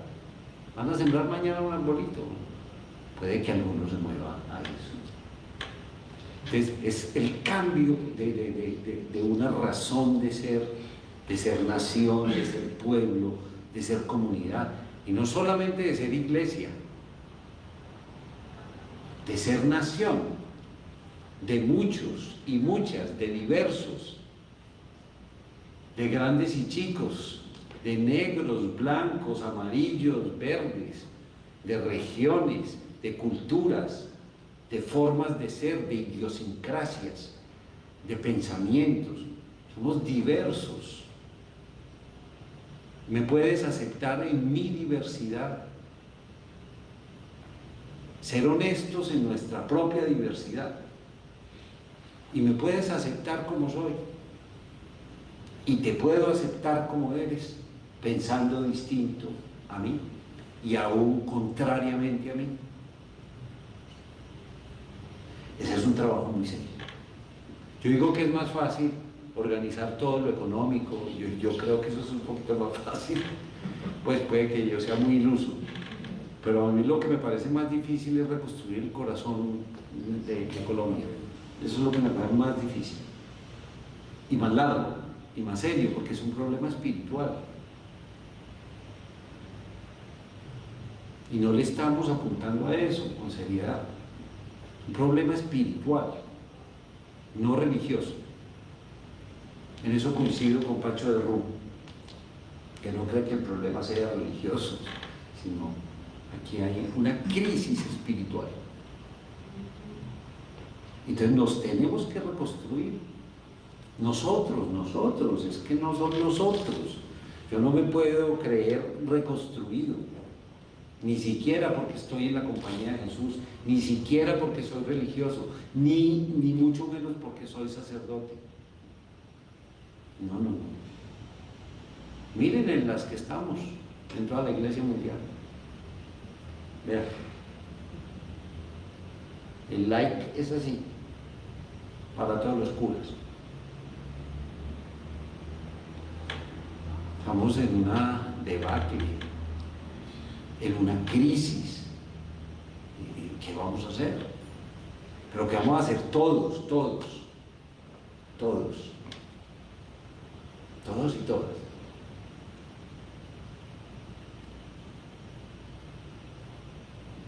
Pero entonces ahí hay un tema, es que vamos a hacer todos. Sí. Pero eso significaría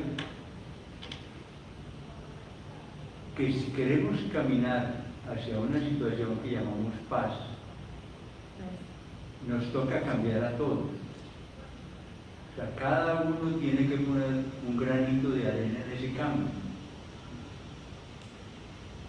Comenzar a pensar las cosas distinto, comenzar a actuar en forma distinta, a creer que los criterios que teníamos hace 5 años, 10 años, 20 años, o peor aún, 30 y 40 años atrás, en la época en que nos formamos, en la época en que nos hicimos intelectualmente, ya no nos sirve, que necesitamos hoy, en el hoy, en las circunstancias que tenemos de país,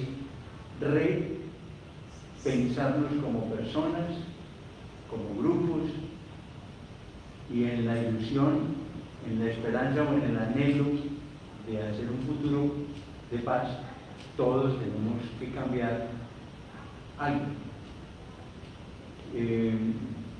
Bueno, eso, y yo creo que eso está muy en sintonía con lo que hablábamos del hombre nuevo, o de la mujer nueva, o de la nueva humanidad, que en definitiva nos conduce a una reconciliación. Tú decías también a lo largo de estas charlas que volver a lo de atrás. ¿Qué es lo de atrás? ¿Qué cosa de atrás vamos a volver? Es que si era bueno cuando en los años 50 la cosa sí era bueno, en los años 60 sí era bueno. No, es que cada década tuvo una crisis muy aguda, muy violenta. Necesitaríamos hoy no mirar hacia atrás. Si se mira para atrás es solo con el deseo de aprender a no repetir los errores, pero habría que mirar hacia adelante y hacer cambios ya, nosotros, cada uno, los grupos, las personas, las instituciones. O de lo contrario, difícilmente alcanzaremos esa humanidad nueva que aspiramos. Y ese cambio, pues sin duda, tiene que ver con el corazón, la mente, y la mente requiere estudio, la mente requiere discusión, la mente requiere sentarse con otros y escuchar otras versiones, ver otras miradas. O sea, es un tema espiritual, personal, si quieres, de búsqueda, pero también es un tema de de enriquecer la mente con otras perspectivas, escritas o habladas. O de lo contrario, pues cada uno sigue lo suyo, patinando en el mismo ladrillo que cree que es la realidad, y la realidad ya pasó. A mí me gustan mucho las metáforas, mucho. Y yo pienso que para una conversión uno necesita trabajar la mente, el corazón y las manos. Y pongo al ser humano como mente, corazón y manos, porque somos seres de la razón y armamos argumentos, y los tenemos y son buenos argumentos. Y cuando logramos que esos argumentos sean racionales, lógicos, y los dejamos pasar por el corazón, que ahí es donde yo ubicaría como lo de la fe. Yo pongo más la política aquí y la fe aquí, no en el sentido de que uno sea fideísta, y que entonces, no, en el sentido de que sea capaz de unir razón y fe. Razón y fe me parece que es una tarea muy importante para la Iglesia y para quienes nos sentimos agentes colaboradores de nuestra propia fe, no de una iglesia institucional, sino de nuestra propia fe, dar razón de nuestra fe. Y las manos, pues como el lugar de la acción, después de ordenada la mente, que se deja pasar por el sedazo del corazón, la razón se vuelve como más humana, una razón más humana se vuelven acciones. Eso es lo que nosotros le llamamos la teología de la acción. Pero tiene que pasar por esos lugares. Es una fe razonable, porque una fe sola, un corazón solo, eso no alcanza a entender. Un corazón solo no alcanza a entender cómo procedemos los seres humanos. No alcanza a comprender la historia de la humanidad. Y una razón sola no alcanza a ponerle todos los elementos que, por ejemplo, vimos que tiene la reconciliación típicamente cristiana. Entonces no comprende el perdón. Siguiendo con esa comparación, yo creo que en el corazón podemos situar la misericordia, en la mente podemos situar la justicia, y en las acciones el resultado de esas dos. Yo recuerdo que cuando el Papa Francisco comenzó su pontificado, lanzó un año de la misericordia, y él tiene una serie de textos muy valiosos en los que la misericordia nunca se olvida de la justicia, porque si olvidamos la justicia, también hay un elemento que no se puede perder, como tampoco se puede perder la misericordia, porque la justicia por sí sola se hace inhumana, porque hasta qué punto, y podemos examinar regímenes en el mundo que quisieron ser radicales en lo que toca a la justicia, y hasta los mismos miembros del propio partido que lo estaban haciendo fueron masacrados por un concepto de justicia que cada vez se iba haciendo más dogmático, porque la justicia también puede llegar a entenderse en una forma absolutamente dogmática.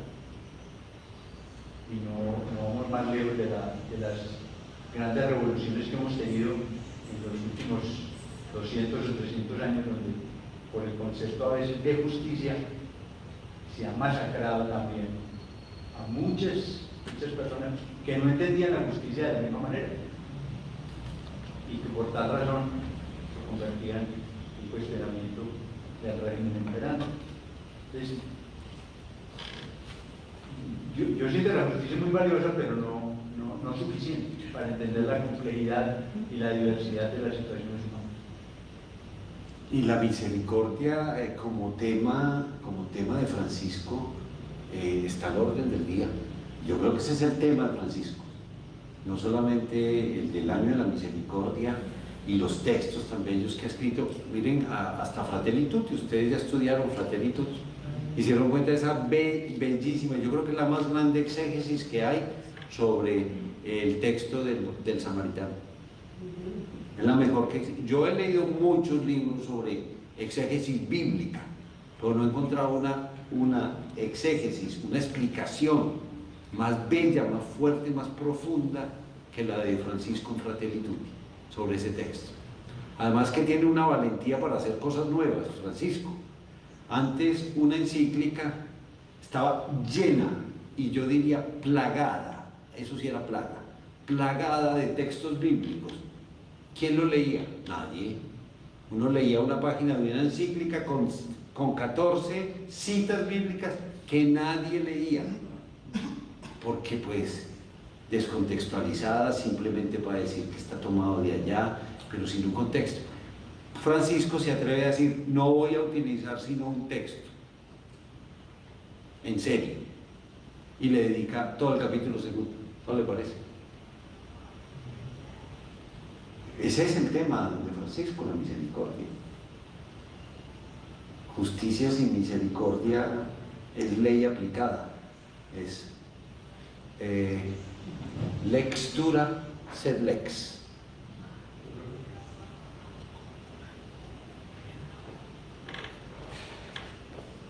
María Victoria, ¿cómo te sentiste en estos 4 días? ¿Cómo creciste también en estos días? Sí, me sentí muy bien y sinceramente es muy novedoso el contenido. Pienso que la rutina anterior y los trabajos anteriores tenían un corte más social y más político. Me parece pues valiosísimo y muy importante para mí toda esa fundamentación que de alguna manera es la que justifica, la que motiva la actuación, ¿cierto? Como expresión de compromiso de fe cristiana. Entonces, para mí eso es fundamental, me parece que es una de las novedades del programa. Pienso que para el centro es muy importante porque es una línea integradora de lo que nosotros queremos hacer en este proceso de conversión. No, pues a ti mil gracias, al centro y a de las oportunidades que uno dice es un regalo de Dios. De manera que y ya pues domésticamente dimos un salto mortal con el avance tecnológico, que también es muy importante para la programación del centro. Por supuesto que sí, y es seguro que cada vez tendrán más participación. Estas cosas yo creo que se van comunicando de persona en persona. La tradición oral es muy importante, ¿no? Y pues tenemos la ventaja, gracias a Esteban, tenemos la ventaja de que estas charlas de estos 4 días han quedado grabadas, ya se pueden conseguir en YouTube. Si ustedes entran a YouTube, Centro de Fe y Culturas, ya pueden encontrar, ya tenemos, Esteban, las 2 o 3, ya en este momento tenemos 3 y están disponibles. Esta misma tarde estuvimos revisando, es buena la calidad. Habrá algunos problemitas cuando aparece imagen de palabras en griego, porque la grabación curiosamente no capta, porque está desde otro computador que no tiene las fuentes, no está desde el computador desde donde yo transmití, y entonces aparecen desconfiguradas, pero bueno, es lo de menos porque creo que supimos siempre traducir lo que estábamos escribiendo, no para decir, no para hacer alarde del conocimiento de las lenguas, sino para tratar de profundizar el concepto, y por eso daba yo esos ejemplos desde el griego, desde el texto original, que nos ayudó a profundizar un poco cada uno de estos temas. ¿Cómo te sentiste tú? Muy bien. Cuéntanos cuál fue la idea clave que quedó como resonando en ti. Bueno, para mí, igual que Mauricio, yo me quedo muy sorprendida como con toda esa historia que tiene la Biblia y que nosotros como creyentes desconocemos y que eso hace que quizás no tengamos bases suficientes para defender nuestras posturas como creyentes, ¿cierto? Y que de pronto permitamos que otros lleguen y nos den información errada y que la creamos, ¿cierto? Y que quizás eso ponga a tambalear la fe. Entonces, de este proceso de estos 4 días,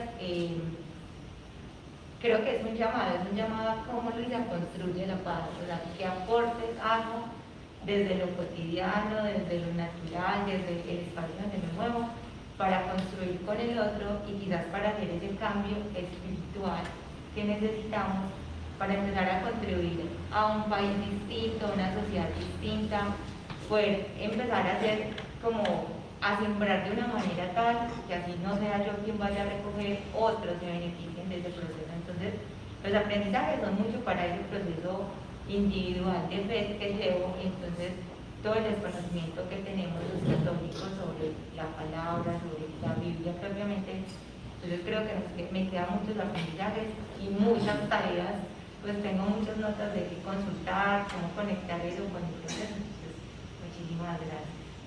A ti muchas gracias también. Cuéntanos tú, ¿cómo te sentiste en estos días? Padre, no, excelente, muy bien. Hoy, infortunadamente, no pude estar porque estaba en otro proceso, pues, que estamos adelantando acá en el centro, pero esto marca un punto de quiebre en mi vida y me puso a reflexionar y replantearme muchas cosas que yo creí que sabía y que conocía, y que me di cuenta que realmente ni sabía ni las conocía o las conocía mal. Y entonces, claro, cuando yo lo escuché, yo, ¿pero qué es este desconocimiento? Y tengo que aceptar que me sentí ignorante pues estos días, aunque pues me siento muy bien por eso, porque es un aperitivo que me invita entonces a continuar aprendiendo, y lo conversaba con usted esta semana, y es el que puedo apoyarme de libros, apoyarme de otras cosas. Yo decía, bueno, no fui catequizada como tendría que haber sido desde el inicio, pero eso ya no es excusa. Yo ya tengo algunas bases y apoyada de muchas fuentes de información que hay en este momento, puedo aprender muchísimo. Entonces, no, pues mil gracias porque fue un espacio de verdad, pues maravilloso, realmente. Es muy sabio lo que dices, y como nos gusta tanto la sabiduría de Israel, de Grecia, de la China, la nuestra, latinoamericana también, solo para recordar que aquel famoso filósofo dijo, solo sé que nada sé. Y a medida que avanzaba en su vida, se daba cuenta de su mayor ignorancia, y eso era lo que lo impulsaba a conocer. Esa es la fuente del conocimiento, la conciencia de la propia ignorancia en muchas cosas, que no es propiamente el desinfle del ser humano, sino la semilla del conocimiento. Cuando nos interesamos por algo es porque realmente no lo conocemos, y hay cómo conocerlo. Siendo las 7:55, pues yo les quiero agradecer enormemente esta semana, este espacio. Gracias, Gabriel Ignacio, por invitarme, por ayudarme también a crecer, porque en las participaciones, en la preparación del curso, yo también aprendo y me siento comprometido, y cuando uno dice una palabra aquí fuerte también, uno dice por dentro, ay Dios mío, ¿qué estoy diciendo? O sea, me estoy comprometiendo más y estoy diciendo cosas que son muy fuertes, que no son solamente las del profeta de hace 15 siglos, sino hoy, las estamos diciendo hoy, y se tiene que volver palabra performativa, no solamente en el discurso, sino sobre todo en nuestra vida cotidiana. Y por eso quiero terminar con el primer versículo del libro del Apocalipsis en el capítulo 21. Y vi un cielo nuevo y una tierra nueva. El primer cielo y la primera tierra habían desaparecido. Muchísimas gracias y hasta la próxima oportunidad. Pero antes de que tú despidas este programa y que nuestros queridos acompañantes vía Facebook o vía YouTube también concluyan, yo quisiera agradecerte a ti, Memo, por estos 4 días y las charlas tan buenas que nos has dado. Yo creo que nos has ayudado muchísimo a avanzar como personas, a conocer mejor esto que llamamos la palabra de Dios, estas escrituras que recogen la experiencia de muchos hombres y mujeres a lo largo de la historia, hace muchos años, pero que ellos experimentaron a Dios de una manera muy honda. Y nosotros hoy, cientos de años después, también tomamos estos mismos escritos porque estamos en la misma tónica y en el mismo anhelo de experimentar profundamente a Dios y ver cómo Dios está llevando nuestras vidas hoy. Una de las cosas que decíamos en una de nuestras conversaciones estos días es que aquí está, en esta escritura decimos que está la historia de la salvación, pero pues la verdad es que Dios sigue salvando, la historia de la salvación sigue dándose y se da en la vida de todos nosotros, está viva y está activa en la vida de todos nosotros. Yo creo que tú en estos 4 días nos has recordado eso, nos has hecho sentir que Dios está escribiendo la historia de salvación con cada uno de nosotros. Y que bueno, nos corresponde oír y sentir en el corazón por donde Dios nos está llevando. Así que muchísimas gracias. Sabiendo que Dios nos está llevando en estas circunstancias, en este aquí y ahora en que nacimos, crecimos y todavía Dios nos da la alegría de vivir por no sé cuántos años, pero ahí nos corresponde ser esa humanidad nueva que Jesús nos presentó y que aquí bellamente tantos que nos precedieron supieron escribir, para que las próximas generaciones pudieran alcanzar la paz, que es uno de los frutos fundamentales, que es el fruto fundamental del reino de Dios. Por eso muchas gracias, de verdad. Con mucho cariño.